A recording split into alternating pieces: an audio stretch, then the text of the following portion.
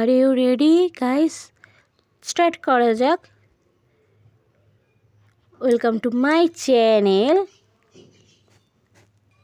Style ব্লগে সবাইকে স্বাগত। গাইস, আজকে কোনো ব্লগ ভিডিও নিয়ে আসিনি, আজকে তোমাদের জন্য নিয়ে এসেছি একটা রেসিপি।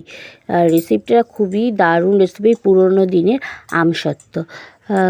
আমসত্ত্ব তো তোমরা সবাই খেয়েছো, তাই না?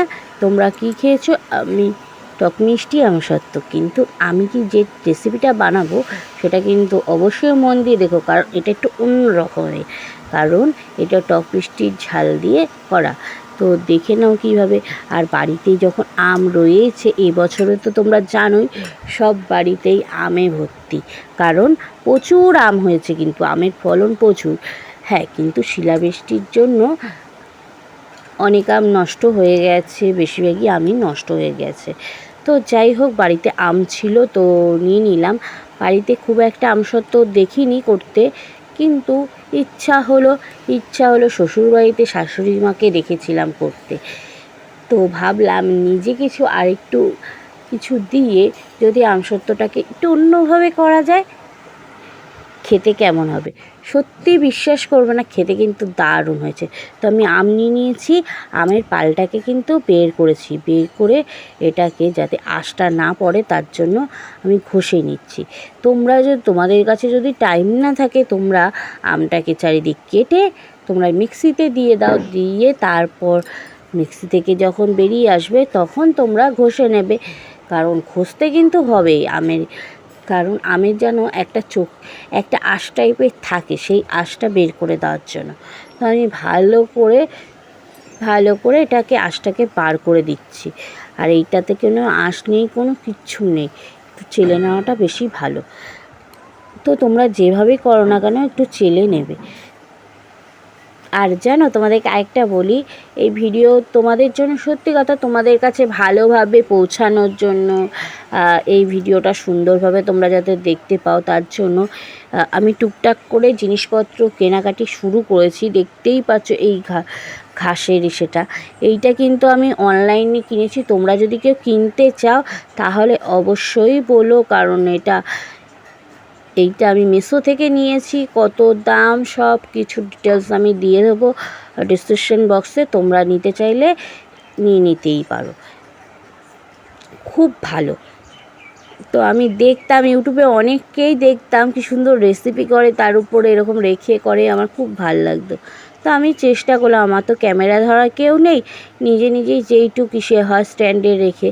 তো নিয়েছি, দেখো, বিট লবণ, লঙ্কার গুঁড়ো আর ভাজা মশলা বলতে তোমরা জানোই, সেটা জিরে, ধনিয়া সব কিছু, আর এগুলোকে শুকনো খোলায় ভাজা হয়। আর নিয়েছি চিনি। তো দেখতেই পাচ্ছ চিনি, তো পরিমাণ মতন তোমরা চিনিটা দিয়ে দেবে, তোমাদের যতটুক মনে হবে ততটুক। আমাদের আমগুলো না খুব একটা মিষ্টি ছিল না, তাই জন্য আমি চিনিটা অ্যাড করেছি। যাদের আমে মিষ্টি আছে তাদেরকে কিন্তু চিনিটা দিতে হবে না। তো দিয়ে দিলাম এখন ভাজা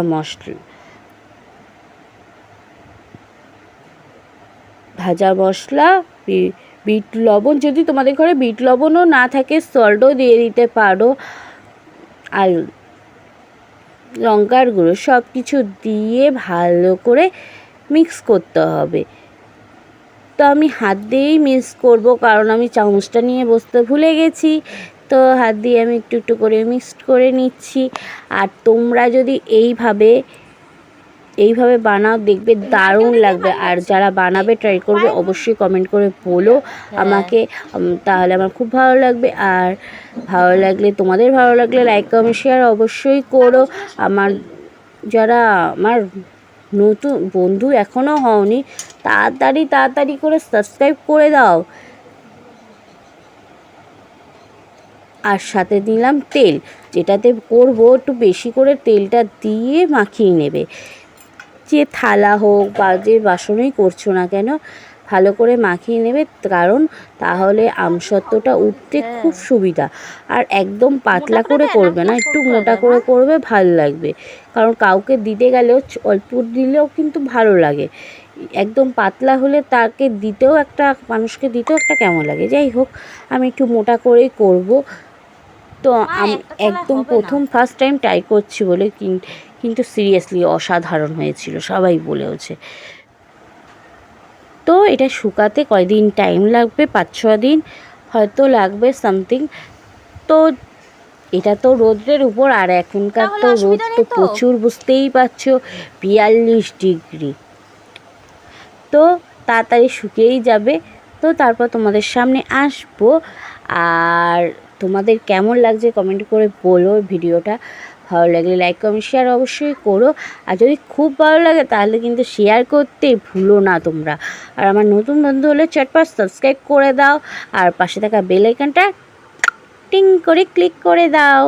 আমার দেওয়া হয়ে গেছে, এবার চলো হাঁটতে হাঁটতে চলে যাই এবার ছাদের উপরে গিয়ে দিয়ে দিলাম, চালের মধ্যে দিয়ে দিলাম আমসত্ত্ব এখানে রোদ্রে শুকাচ্ছে।